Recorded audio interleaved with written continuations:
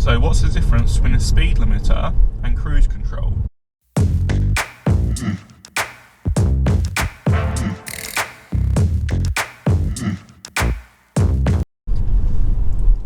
Well, in theory, the difference is a speed limiter stops you going from over a certain speed, where cruise control keeps you at a certain speed.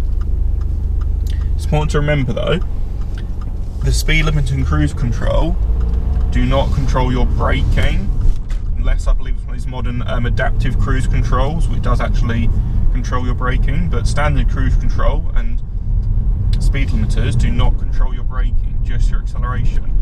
So if you're going down a hill, it will not brake you. It will just come off gas, and then if the hill accelerates you more, you accelerate more. So firstly, cruise control. So I'm going to get to 50 miles an hour, which is the speed limit of this road. It's quite a nice open road, and we're going to set the cruise control to 50. Now come off the pedals completely, and the car will stay at 50 miles an hour. So now the speed limiter. So I'm going to set the speed limiter to 50 miles per hour, which is the speed limit of this road. And now what the speed limiter does, I can press the gas quite hard and the car won't go over 50. It will just stay at 50. However, if I come off the gas, the car will decelerate and slow. So I can't over accelerate, but I can under accelerate and come off the accelerator and the car will slow. And with both the speed limiter and cruise control, you can override it. So for example, if I set the speed limiter to 45 miles an hour, I can override it by pressing the accelerator firmly in one swift movement, and the car will accelerate away from this limited speed. So quite useful if you've got the speed limiter on and you need to accelerate briskly for an overtake, for example. So generally, I find the speed limiter is better for in built-up areas with restricted speed limits, for example 30 miles per hour.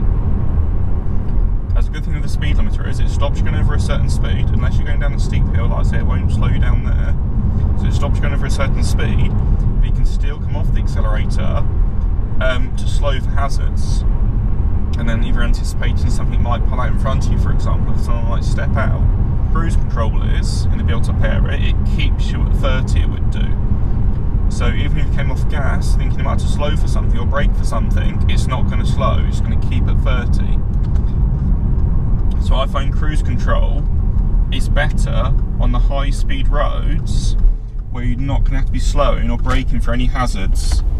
Typically, high-speed dual carriageways and motorways, you can just set the cruise control to 60 or 70 miles an hour, whichever you prefer, and just cruise along, and then you won't be able to hold the gas pedal on. The other benefit of cruise control is it saves fuel, because it controls the amount of gas you're using, whereas if you're using the gas yourself, sometimes you could over accelerate and waste fuel. So you could, for example, go to 73, 74 miles an hour by accident, and then you have to slow back down. Where with the cruise control, it will control that very well. It will put in the perfect amount of gas to keep the car at 70 miles an hour, thus saving fuel.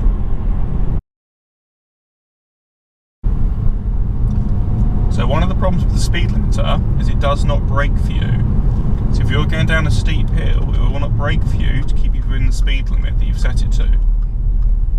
So for example here, I'm going to set the speed limiter to 35 miles per hour and see how the car reacts when I go down this hill coming up. Now the speed limit of the road is 70, so I'm not going to be breaking any laws here. So let's see, I'm also going to drop into a lower gear, sorry, a higher gear actually, to try and force it to go faster. Now I'm doing 37, 38, the hill's speeding me up, 39, 40, and you see it gives me an audible warning to tell me I'm over the limit. The thing you may have noticed as well, it took quite a while before it gave me that warning. I set the speed limiter to 35 miles per hour, and it took until I got to about 42 miles per hour until the warning came on. So obviously I went quite over what I was had the limiter set to. So you could still quite easily get a speeding ticket, even though you've got your speed limiter set.